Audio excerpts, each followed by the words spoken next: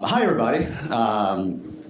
Super excited to be in front of you today. I think we're going to have a really interesting discussion around the impact of AI on creativity for brands. But before we begin, I have to like separate myself from advertising for a second. Walking into this building, I've never been into this building before. There's so much history. There's so much interesting things to look at. You can feel almost like a gravity walking in, and all the folks that have walked into this building before us. So thank you so much to NBC for hosting us. This is really truly a spectacular place, and you guys are lucky to call this place home. Thank you, guys. Sitting with me today is Cheryl Guerin. My name is Vlad Strelsov. You may or may not be wondering what Attain is. There's not a lot of brand clout quite yet. That's why we're sponsors of Brand Innovators. Very quickly, the shamelessest of plugs. We are a measurement disruptor. We're introducing a first-of-its-kind ability to link your media investment to its impact on driving sales growth in real time.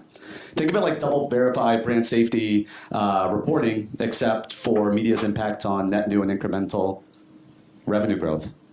We're working with agencies, brands, ad tech companies. Hit me up. We'll be at dinner. That good thing. But shameless plug over. Cheryl is my esteemed interviewee, and is such a fascinating individual because she has, in my interviews with her, really exemplified what Mastercard has come to be in the consumer mindset. And we're going to certainly talk about AI, but whenever I do these things, I think one of the most important things for the folks in the audience to hear from the senior marketers that are up on stage is their professional storyline, how they came to the role that they're in today, and the stops along the way that enabled them to be in this position. Cheryl, my first question to you, would you mind giving your background? Most certainly. And thank you again to NBC and Mondelēz. By the way, Mastercard will be hosting one of these as well in the fall, partner of Brand Innovators. So it's great that you're doing this. We're excited to do this as well. Okay, back to my career. Is that what you asked? Career background, yes. Career background. I actually started on the agency side of the business. I was just telling Vlad that it's just such a great learning experience. So I was about 8 years at different agencies, working on a number of different brands.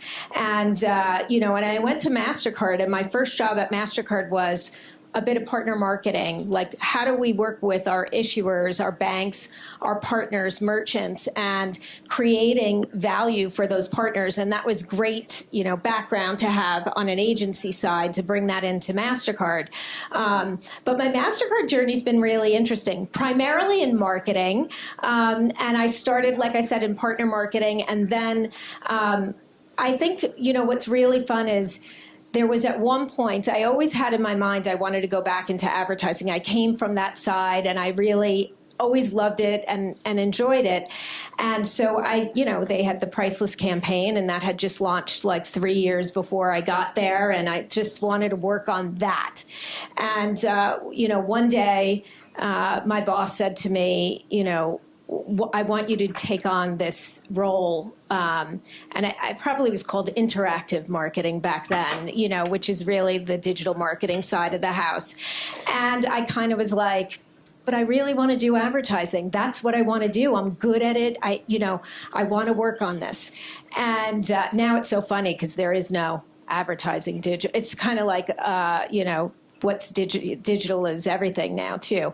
But the point was, I would have never taken that job, and it was right when social media was booming, and I wound up resetting our digital strategy. What's our presence for Priceless in a digital world? Building an entire global organization around the functions and social. Really it was a game changer for my career. From there, they wanted somebody that had more digital background running marketing. So I wound up leading US marketing, then ultimately North America marketing. Then I got tapped to do products and services. I didn't want that job either, by the way. I was like, that job I really don't want. But I did it, and I learned, and then I got tapped to do global credit. So I ran a P&L and a product globally, which was really interesting, working with all the different markets around the world. And then I went back to marketing. And that was an important point for me to say to the what do you want to do next? They were ready for me to do sales or something different. And I said, it's enough out of marketing. I want to, be in marketing. But the point is, I would have never traveled the road. I'm now running brand strategy and innovation globally, which includes a number of marketing functions. But the point is, I was lucky I had a great boss, mentors, people that encouraged me to try different things, which kind of makes me who I am now. And when I came back from product into marketing, it was like a force. I launched so many, as marketing was shifting from pure advertising to actually making things and doing things that were meaningful for people in their lives. It really helped me advance as a marketer and help the team, helped me inspire the team to do things very differently.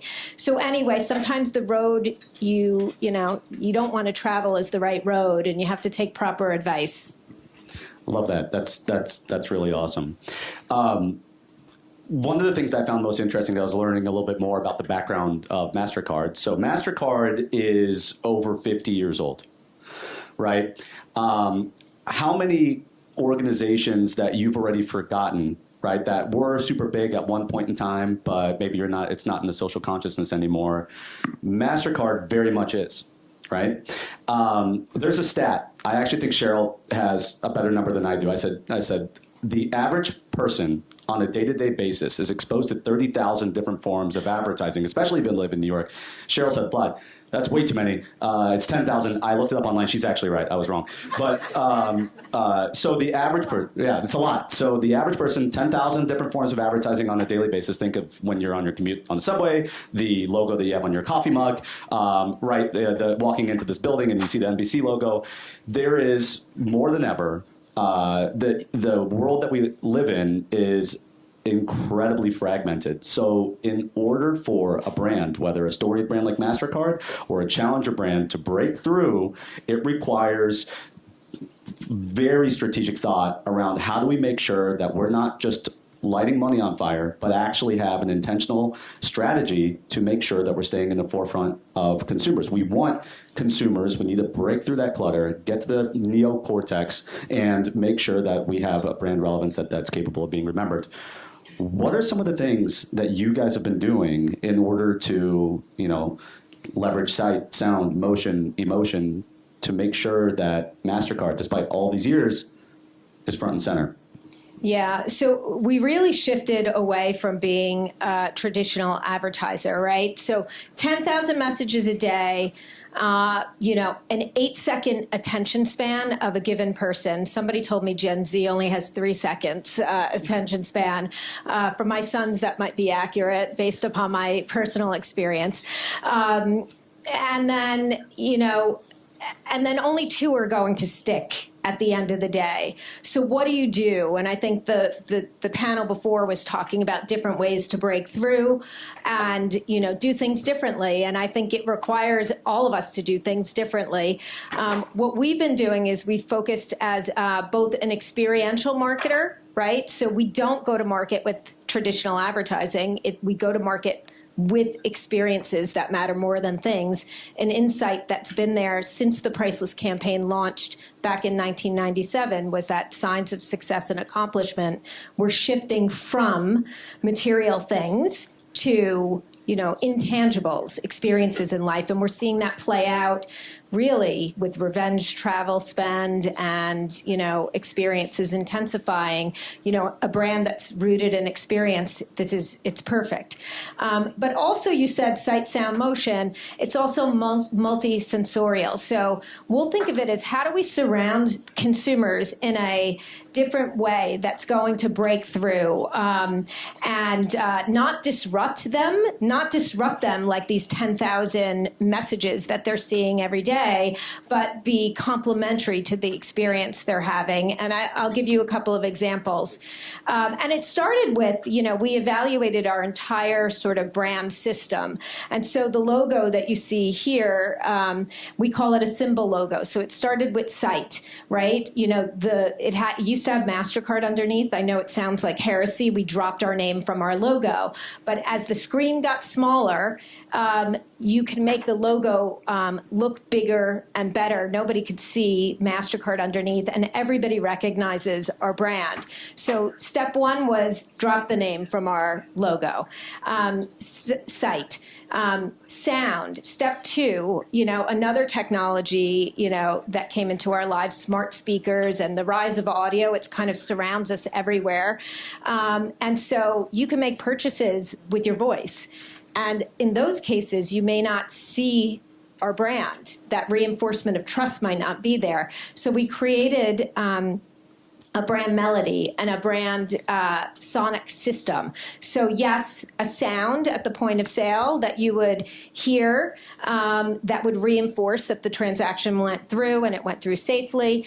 But also it's a melody. Like at every event and every experience we have, we create a melody that fits that. So should we do it real quick? You can try. We tried this on the fly. I have Cheryl's number. It actually is her jingle, or I'm sorry, it's her ringtone. I also have it on YouTube. Do you guys recognize? It's okay if you do or don't, because I can assure you in your subconscious, you very much know the melody of Mastercard. In fact, let's try it real quick. Go ahead. Let's see. This is real-time AV. I'm gonna call you and see if we got it. So okay. Yeah, here we go. Okay. There it is. Hear that? Right? So yeah. So as I was checking into my hotel a couple days ago, I had to put my credit card in for incidentals. I heard the tone. I was like, oh my God, I know this. I've known this since the time. It does evoke some type of security, and the fact that you're inserting your card into something that's not going to light your world on fire. It truly is something that in real time I saw it working, and it's awesome. Back to you. So that was sound. So that's sound, and it's like over 800 million locations. So it's been building, and it is our job to create that association. So we have to continue to build that association with it.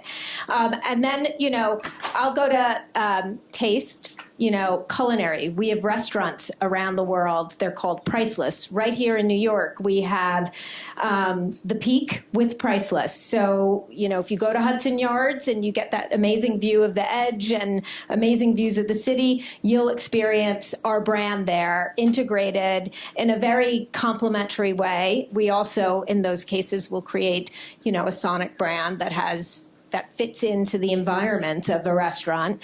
And then smell. We even have a fragrance, right? So every event will have the smell.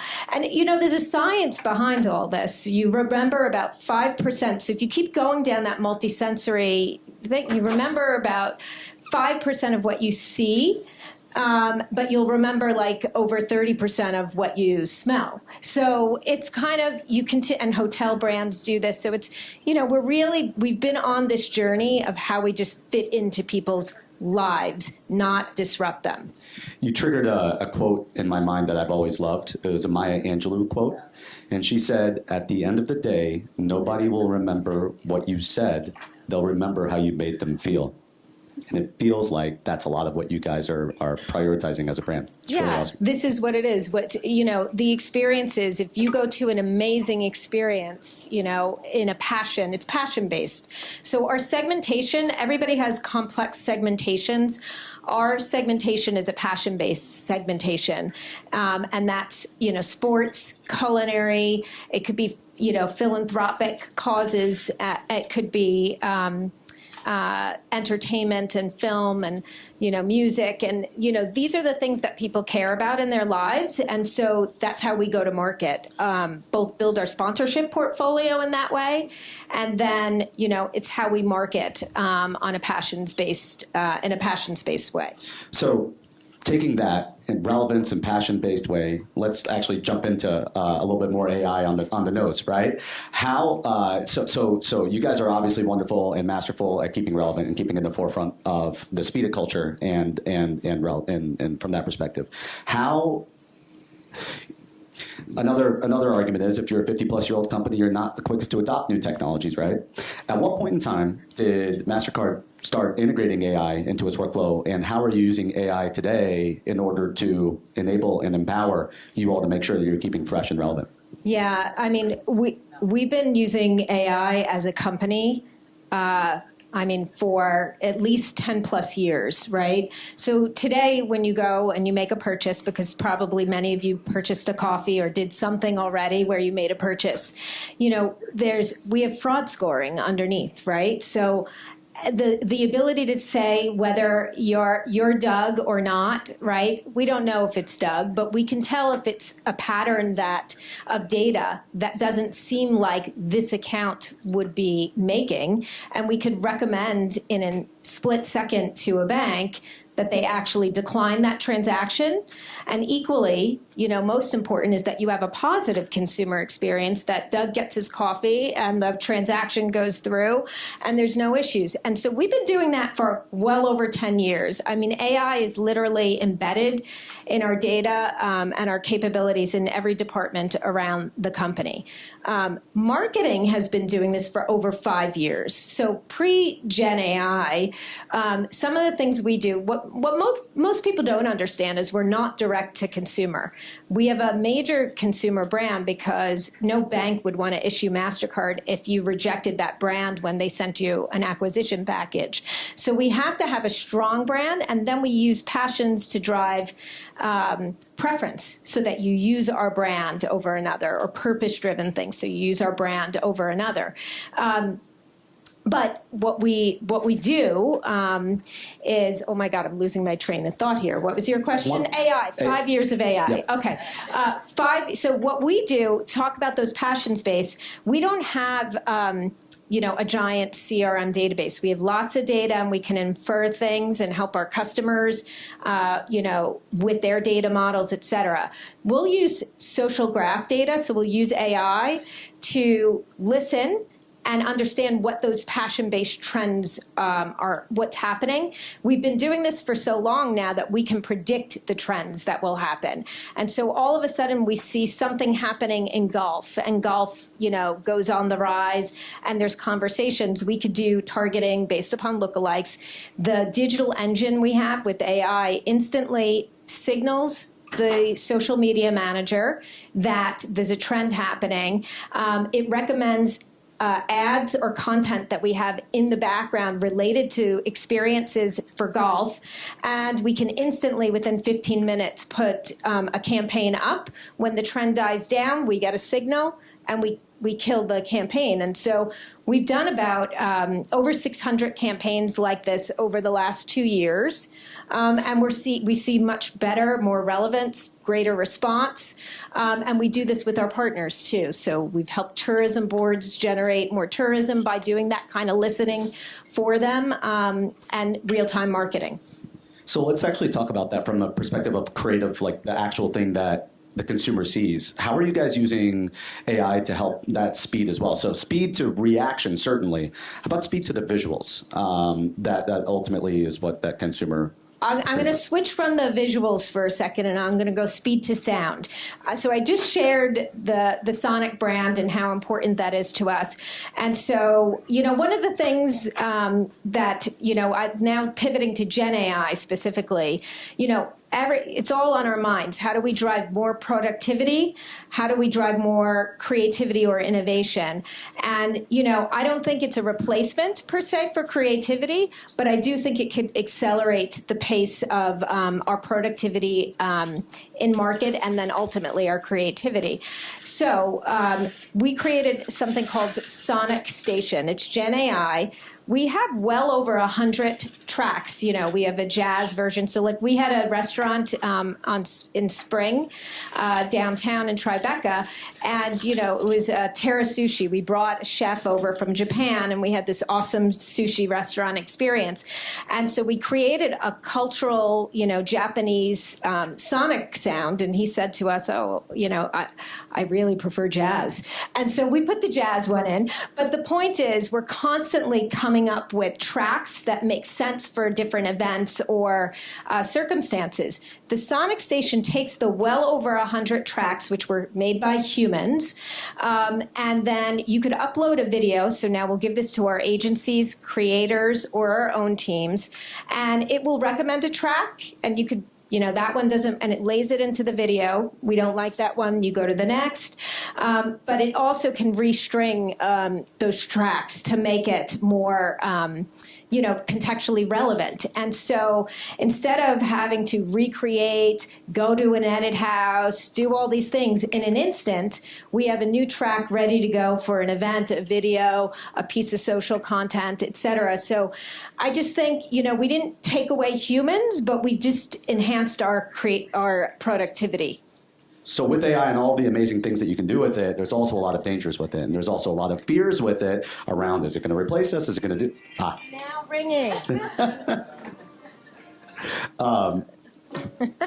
What's your philosophy there? What's your approach? What are your thoughts in that ecosystem of thought? So, we're a human, authentic brand. And so you need brand guidelines when it comes to this AI stuff, because everyone's developing things all around the company for different reasons. And so we took a step back and said, if we're going to remain a human, authentic, genuine brand, let's put some guardrails in. So one, no avatars. It's not a human. It's not how we should, it's not our voice, right? But we are looking at tone of voice and actually voice for chatbots and things of that sort. So you kind of have to say, where can we use it to meaningfully help people without taking humans out of the picture? So I'll give you one example of something that's coming soon that we announced. It's called Small Business AI. And, we look at AI and say, where can it solve problems and needs? And the reality is, we know already that not everybody has access to mentorship if you're a small business owner, right? Women and minority-owned businesses only get 2% or less than 2% of VC funding. And so they're right out of the gates not getting all the kind of advice and information that they would have typical access to. So what we did was, there's so much content out there. Even at our own company, there were 36 different places to go. If you want cybersecurity information for a small business, or you want to move your business into the digital world, we have something called Digital Doors. We created a small business conversational chatbot that you can ask questions. It has a prompting system that really asks you questions back further, so it can hone and get you the best answer. And we're leveraging real publishers. So the other thing is, we licensed content responsibly. And so we're working with Group Black and Televisia Univision and Newsweek and others, and Blavity is another one. And we've integrated and ingested that content into it to make sure that, one, every voice and type of information is in there, that this helps everyone, and that it really is a tool for meaningful help and change, access to what grants are out there available to you, tax information, where you should open a shop. Oh, there's 10 pizza shops in this vicinity of zip codes. Maybe you want to look at an alternate location. And so it's really meant to help people. And that's like the power and the goodness of what this can do. Whereas on the other side, we have an artist accelerator again. We give a Gen AI music studio. These are people that may not have access to get into a studio and create music. It's meant to give them that accelerator for their artistry. So don't take away human, artistry and creativity. Give them enhancers. Cheryl, thank you so much. The Brand Innovators folks gave me the signal that to wind this down. I'm going to ask you one last question, and I promise we'll play us out. What's some advice that you would give the marketers in the room, whether they're earlier on in their professional journey or well set into it, to make sure that AI plays into their daily productivity? Whether it's, I know we're well past, like everybody was talking about metaverse and we're not, but whether it's metaverse or this one's like AI is you have to be doing it, right? So you just, in that space, even with Metaverse and everything, we were always there early, experimenting, learning, getting your hands on it, seeing what works. Then you could formulate strategies, find things that give your teams and yourself an ability to learn. So, right, I go back to my career experience that we talked about at the beginning. Those were learning experiences. I didn't want to take that digital job because I didn't think I had the skills, and I thought I'd be better at the advertising job. Me doing that job, first of all, at that point, no one knew anything about it. Hardly any knowledge, from anyone at our company or anywhere. So kind of in 3 months, I was the resident expert. So things that are new can be scary, but you also could wind up having a huge leap in your learning curve and your career. So, just experiment and do these things. Amazing. Awesome wisdom. Guys, thank you so much. Cheryl, Guerin, everybody.